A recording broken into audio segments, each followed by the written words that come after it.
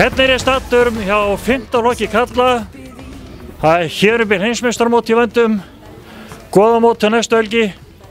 Strákar, tilbúnir? Já. Þú heitir? Aron. Hefurðu keppt á goðamót áður? Já. Og þú ert alveg tilbúin að gera það áfram? Já.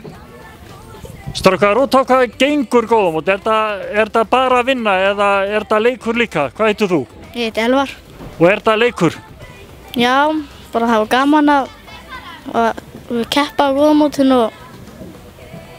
Þetta er taumlaus gleði kannski? Já, ok. Þú kom á goðamót áður? Já. Og þú heitir? Logi. Logi, hvernig gekk síðast þegar þú varst á goðamóti? Bara mjög vel. Ég sé þú út í Barcelona treyju. Hver er bestur í Barcelona? Messi eða Neymar. En í Þór? Ég veit það ekki, þú veist. Jóhann Helgi eða eitthvað, ég veit það ekki. Já, bara til dæmis. Og þú heitir? Bergsveinn. Bergsveinn, hefur þú tekið þátt í goðamóti áður? Já. Hvað er það skemmtilegasta við goðamótin? Bara að hafa gaman eitthvað svoleiðis. Og vinna. Og spila fótbolta? Já.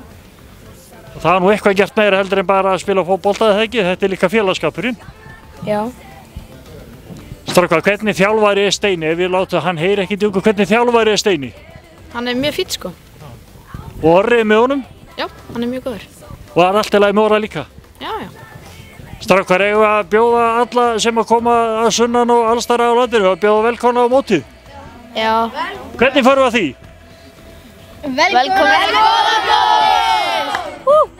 Strákar, gangi ykkur vel? Takk!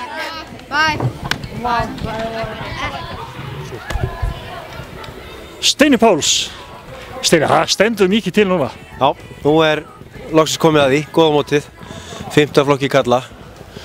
Ég sá áðan ég fór að spjalla við strákana, það er hátt spennustigið hjá það núna. Já, við erum búin að æfa eins og vitlausir menn allan vettur og búin að hlakka lengi til og hlökkum meira til þess að keppa goðamóti heldur en til jólana, þannig að spennan er mikil. Þetta er klárlega einn af hápunktum vetrarins, það eru þessi goðamót. Já, ég meina alveg klárlega, það er svona kannski gallinn við það að vera hérna fyrir norðan er að það eru kannski fá lið til að keppa við og við keppum reglulega við KA og þannig að auðvitað er mikil spenningur og hápunktur þegar öll liðin kom í heimsókn og við keppum hellingarleikjum á einni helgi. Það er gaman náttúrulega að fá svona lið eins og hérna í allstaðar á landinu, hvort sem koma að litlum sveitafélögum á austan eða vestan eða úr höfuðborginni, það er alltaf gaman að fá gesti. Já, það er alltaf gaman og við tökum vel á móti þeim og eins og ég segi, strákunum finnst rosalega spennandi að keppa við ný og önnur lið og þannig það er bara alltaf meiri átt að gaman.